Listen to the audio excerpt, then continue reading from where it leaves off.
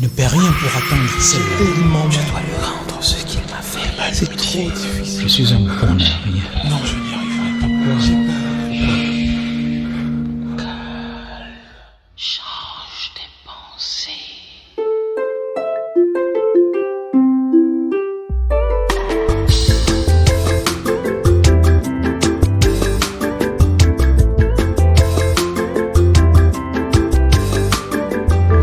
Les éphémérides de Sonia Renée Boguifou.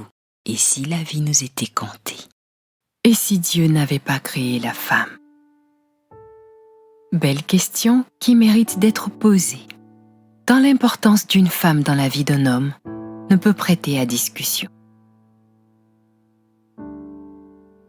Cela est d'autant plus vrai que les Écritures saintes nous disent que l'Éternel fit le premier ce constat et dit: il n'est pas bon que l'homme soit seul.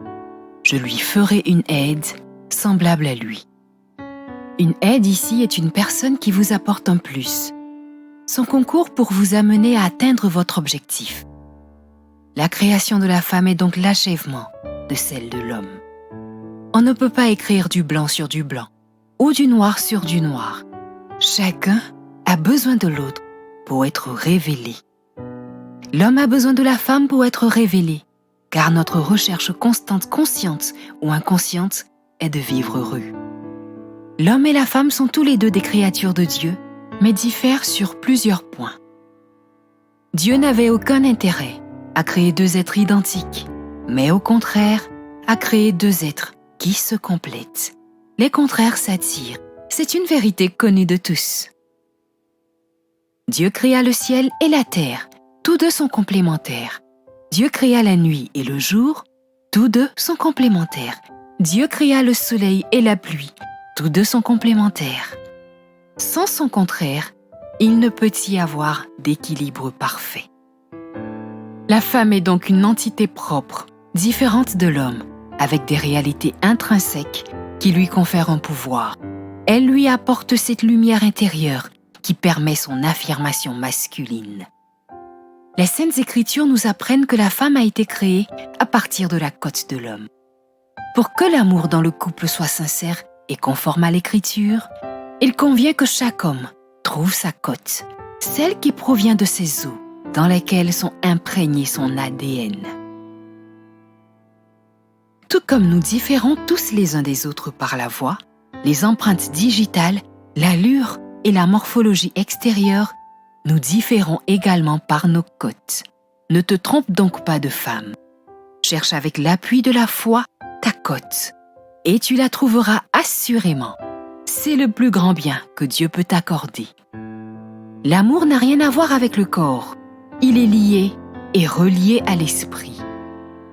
Cherche ta moitié, et le bonheur te sera donné. Cherche donc avec ton cœur spirituel ce que tu t'évertues à chercher avec tes yeux.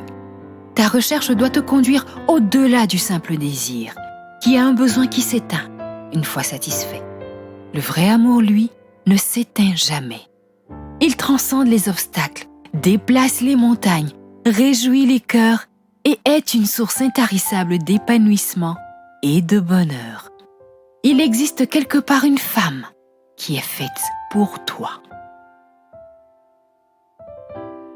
Le véritable bonheur réside dans la relation amoureuse vraie entre la femme et l'homme et confère au couple une plénitude totale. C'est pourquoi il est dit que celui qui trouve une femme trouve le bonheur. C'est une grâce qu'il obtient de Dieu. Le bonheur sans la femme est un leurre de l'âme. L'amour créa la femme, le feu créa la flamme, et un soleil est venu vivre au fond de moi. Ces phrases du célèbre chanteur Julio Iglesias résument bien le pouvoir de l'amour qui ne peut être vérité sans la femme. Ce soleil qui vient vivre en nous nous éblouit de vitalité sensuelle. La femme faite par Dieu est meilleure visionnaire, meilleure conseillère, meilleure protectrice, meilleure amie de l'homme. Elle est son arme spirituelle qui lui confère la béatitude.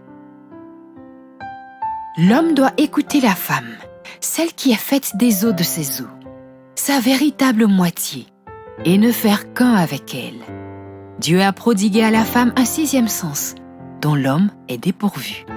Quand on est véritablement amoureux, ni l'âge qui transforme le corps, efface sa beauté, ternit sa vitalité, ne peut éteindre la flamme de l'amour, qui, elle, se bonifie, se fortifie et embellit sous le poids du temps.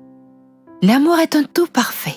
Il demeure au-delà du corps qui meurt, bien ancré dans l'esprit qui ne meurt jamais. L'homme doit avoir une femme, car Dieu a dit « Il n'est pas bon que l'homme soit seul ». La Saint-Valentin ne peut et ne doit être une fête banale, un simple rituel qu'on mime chaque année pour faire comme tout le monde. La Saint-Valentin doit être une vérité, celle qui célèbre l'amour, le vrai amour, celui-là même qui s'exprime à travers le regard et qui dit tout. Il existe pour chaque homme un type de femme qui correspond à ses empreintes, c'est son alter ego. Aucun bonheur ne peut être donné à l'homme s'il ne rencontre son alter ego.